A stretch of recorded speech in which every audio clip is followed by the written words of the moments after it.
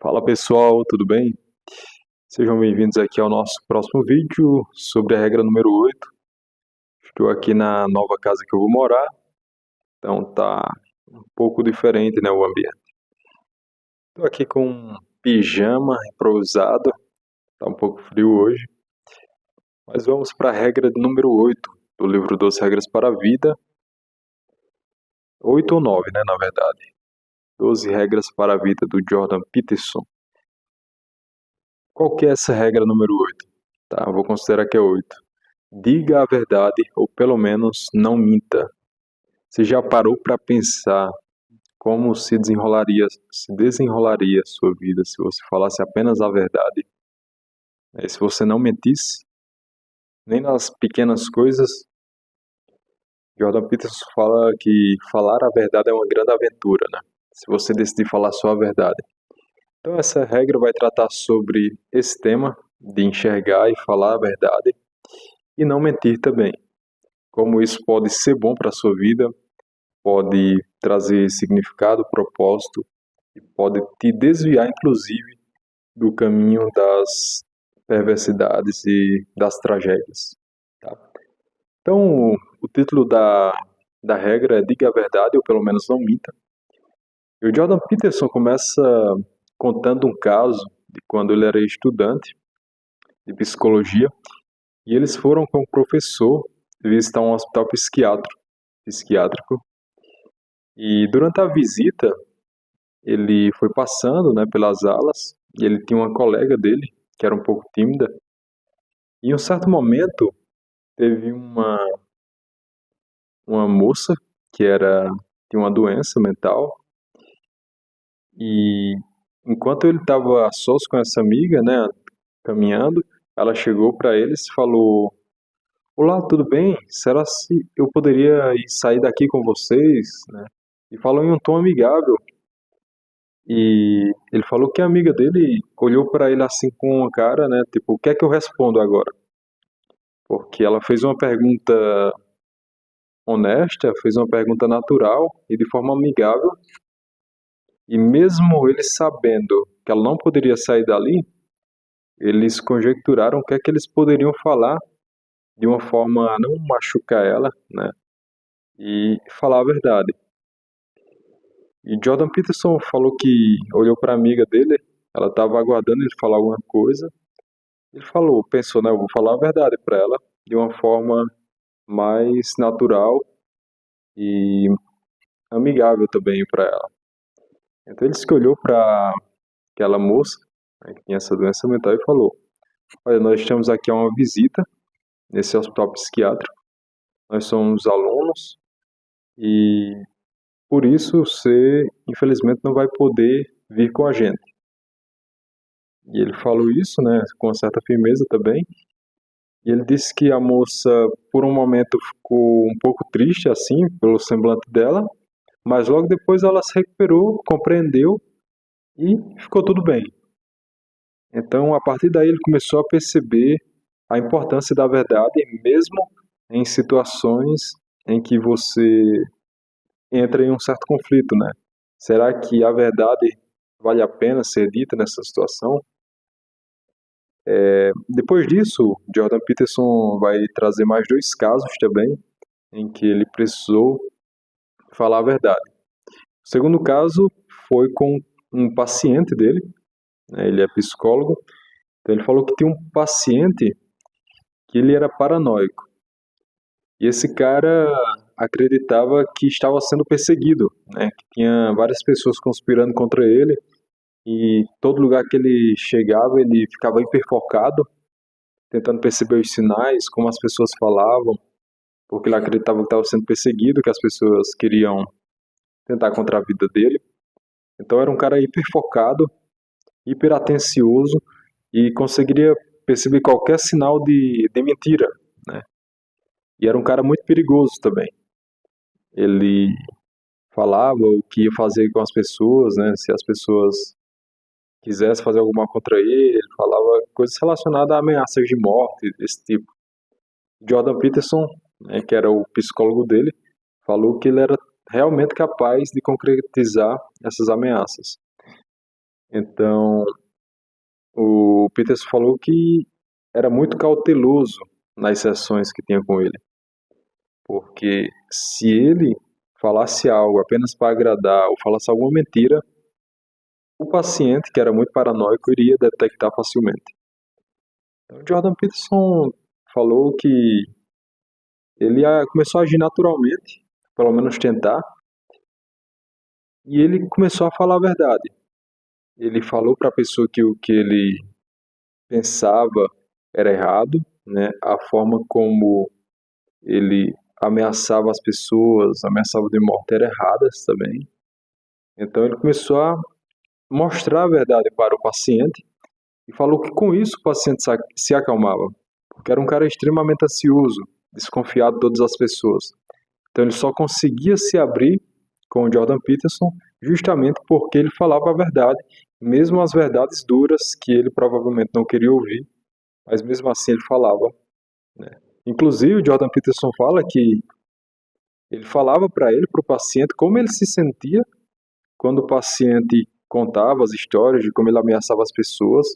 Jordan Peterson, inclusive, falava que quando ele estava com medo, né, quando ele sentia medo, quando o paciente falava alguma coisa, ele falava para o paciente, ó, isso que você falou agora me assustou. Ele era sincero nesse ponto. Então ele ganhou uma grande confiança também do paciente e o paciente conseguia se acalmar quando conversava com ele.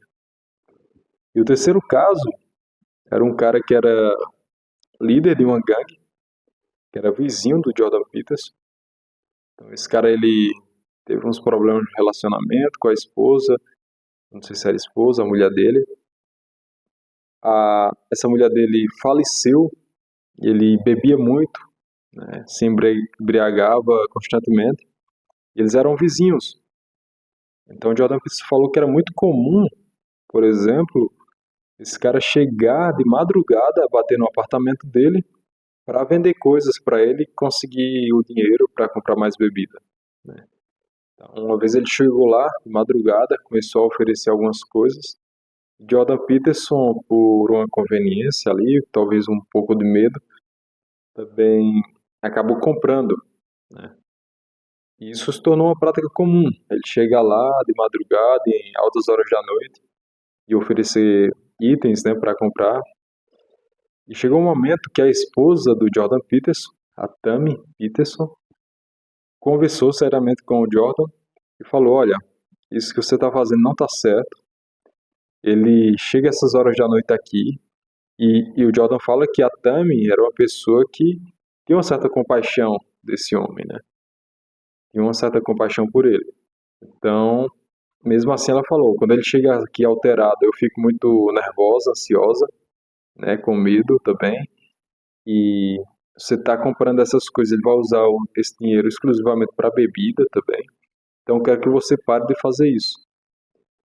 E ele disse que ouviu, concordou com ela, só que ele ficou planejando uma forma de falar isso pro cara quando o cara chegasse. Porque era um cara que poderia ser perigoso, né? Líder de uma gangue de motoqueiros, embriagado. E logo depois dessa conversa que ele teve com a esposa, esse homem novamente chegou, altas horas da noite, na casa dele, e ofereceu algumas coisas para ele comprar. E ele disse que planejou minuciosamente o que ele iria falar e falou para ele: Olha, eu sei que você vem aqui, você quer vender essas coisas, né, para usar para bebida, e eu conversei com minha esposa. Ela fica muito ansiosa quando você chega aqui, né, principalmente embriagado, nessas situações. Então, eu não vou mais comprar essas coisas que você tem para vender. E você também vai usar para bebida. Então, acho errado eu contribuir para você usar o dinheiro, né, para por um hábito autodestrutivo. Explicou para ele. E quando ele terminou de falar, o homem ficou parado olhando para ele alguns segundos. Ele disse que ficou ali com medo, né? Mas depois ele virou as costas e foi embora. E ele disse que a partir desse dia, o cara parou de ir na casa dele, oferecer essas coisas altas horas da noite. Inclusive, melhorou o relacionamento com o Jordan Peterson e com a esposa dele. Então, melhorou o relacionamento deles, parou de incomodar e parou aí de talvez usar pelo menos o dinheiro do Jordan Peterson para beber, né? Para as bebidas, para se embriagar. Então, esses são alguns exemplos de como falar a verdade pode ser importante, é importante, e como pode, inclusive, trazer resultados melhores do que se fosse falar mentira, né? Por medo ou por qualquer outro motivo. Então, o Jordan Peterson dá esses 3 exemplos, e ele fala que, de outro modo, as pessoas podem usar a linguagem por meio da mentira para manipular o mundo.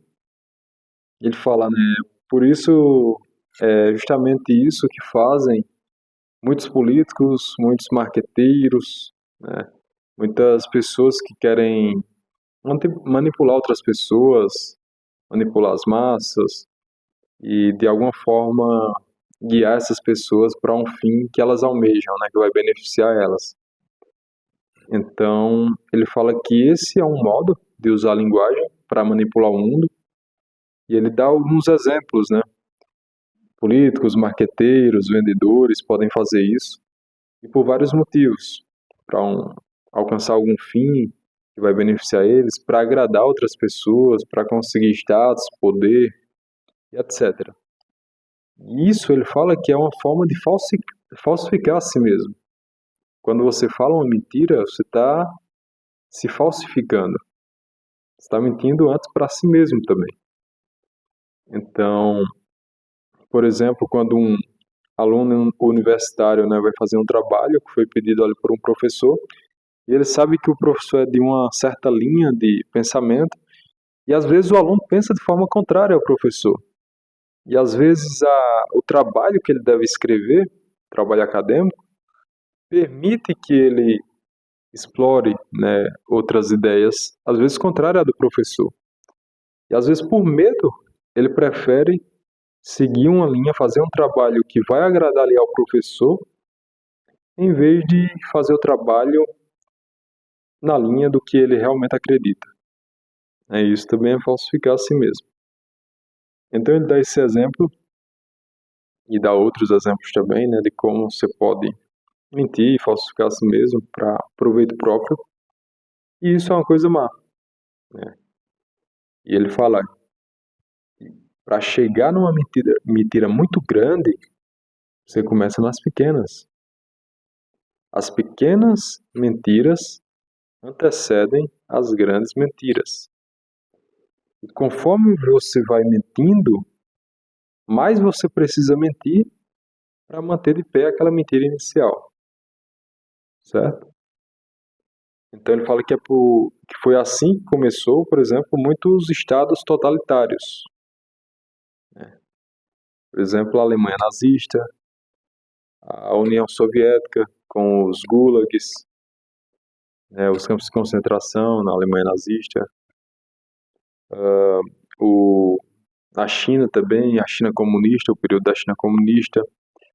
Então ele fala que esses estados totalitários, eles começam, o início deles, a base deles são mentiras. E a partir dessas mentiras, vai criando cada vez novas camadas mais grandes de mentiras.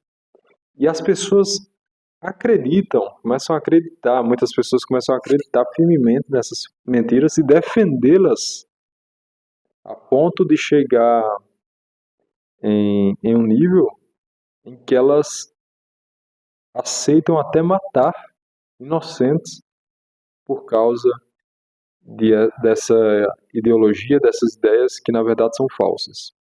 Então esse é o perigo das mentiras. Ela pode levar à morte, à destruição e ao sofrimento, que seriam totalmente evitáveis.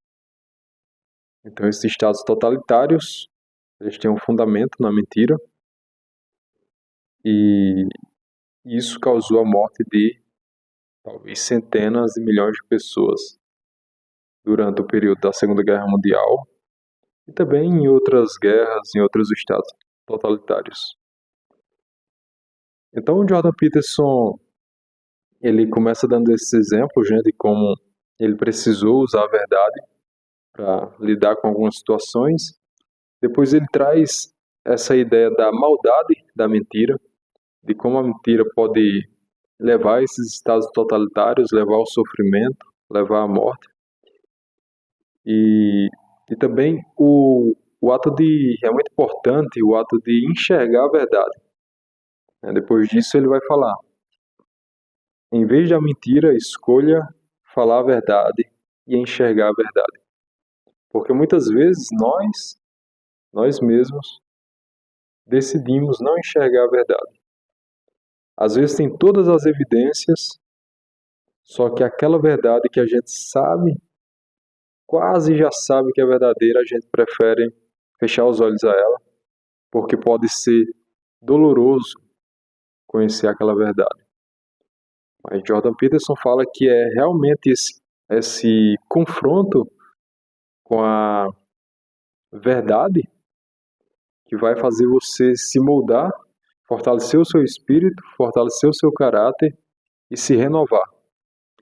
Quando você escolhe evitar a verdade por querer evitar um conflito ou por qualquer outro motivo, você está se falsificando, você está se desmotivando, está destinado ao fracasso. Ele dá até um exemplo. Às vezes um pai quer porque quer que o filho faça engenharia, mas não é o que o filho quer. O filho realmente não tem interesse algum por aquilo. E quando ele decide fazer só porque o pai quer, então ele vai tentar se disciplinar para aquilo, e ele não vai conseguir se disciplinar. Ele vai querer tentar estudar aquilo de forma aprofundada, ele não vai conseguir, porque ele não vai ter motivação. Isso vai produzir nele uma amargura, ele vai ficar uma pessoa amarga, ressentida, e vai chegar um momento, se ele continuar seguindo só o que as pessoas querem que ele faça, isso por muito tempo vai fazer com que ele deseje uma certa vingança interiormente. Ele vai se frustrar tanto que ele vai flertar com a vingança. E isso é uma coisa mais perigosa. Então, a dica que o Jordan Peterson dá é: se você já entrou por um caminho que você não queria, analise bem a sua circunstância atual, pare de caminhar por esse caminho, planeje outro caminho, aceite a responsabilidade de mudar e mude de caminho. Mesmo sendo um pouco dolorido no início, porque às vezes você já caminhou bastante tempo nesse caminho que você não queria, mas esse ato de mudar vai fazer com que o seu espírito se renove, que você ganhe uma motivação a mais e que você tenha muito mais chances de sucesso naquele caminho novo que você escolheu, que você realmente queria caminhar nele. Entende? Então, isso é ser autêntico.